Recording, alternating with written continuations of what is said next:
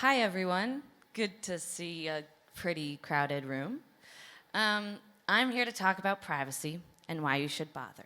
And maybe you guys already bother because you're here, but I used to not bother. And then I realized you kind of have to. So, right now, we exist in a world where there's a big trade off between convenience and privacy, right? So, if you were to choose convenience over privacy, which I'm sure many of you do on a daily basis, that might look like accepting a terms and conditions without reading it. Which, did you know that in 2019 they did a study and 9% of people read the full terms and conditions, which is shockingly high, right? But apparently those people care.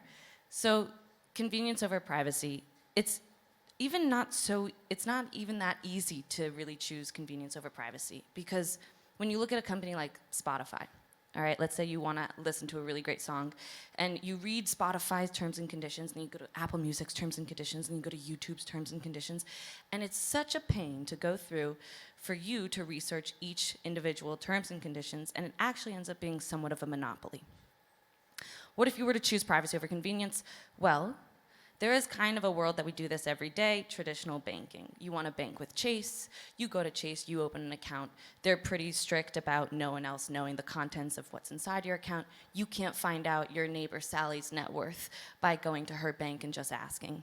But it's also super inconvenient because you're dealing with Chase's bank holidays and weekends, and wires take 7 to 10 days with a $10 fee and 25 for international, right? I don't work at Chase. So, current state of privacy, pretty inconsistent trade-off. I don't know if you guys know VentureBeat, but that's a media publication, and this popped up. Oh, you can't really read it. That's okay. This popped up when I was trying to read an article, and they basically just say manage your privacy, what they use the data for, and they just have functional analytics, advertising, 3 separate pinpoints that you don't really know what that means. Web3, though, in practice, as we saw, is pretty pseudo-anonymous, right? The thing is, Web 2 at the start wasn't where it is now. When Facebook and Gmail and all these companies started, privacy wasn't the good that it soon became. So what does it mean for a future state of privacy? Well, privacy by default and convenient by default, especially with more and more of our interactions becoming digital nowadays. It's super important to actually have a way that you can control what data you want shared and what data you don't want shared. Think of it if you were to go to that same bank and ask Chase for a loan, and nowadays Chase can take all of your information and they can sell it to lenders and insurance companies and whoever they want.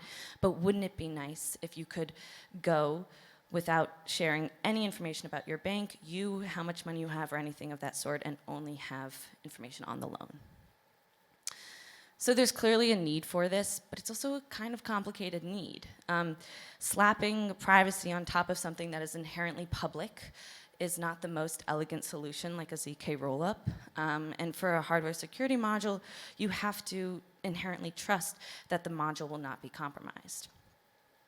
At Aleo, we're building an L1 blockchain that is focused inherently private by default. And much of the computation is done off-chain in a zero-knowledge proof. So, what will ZK proofs necessarily do for you? Well, that's a question you gotta find out for yourself. But there's an individual impact, and then there's a more global impact. On the individual impact, let's take something as simple as going to a bar and showing your ID and trying to get a drink, which in America is the ripe old age of 21. So you go to a bar, you show your ID, and sometimes they swipe it, and they have all of this information on you that maybe you didn't want to share, because maybe you grew up on a really embarrassing street, and you don't want people to know, but now everybody knows. So wouldn't it be great to be able to just go to a bar, share information, and the only information that they see is that, yes, you are indeed of the legal drinking age. Another big impact is voting. We've seen, especially in the last few years, a lot of issues with the voting system. wouldn't it be nice if you could go to a location and maybe there was a physical device, and maybe that physical device, when you voted for whoever you vote for, would give you would present a zero knowledge proof. You would have a proof, and that would be unique to you, so you would have a different proof than the person in front of you, behind you.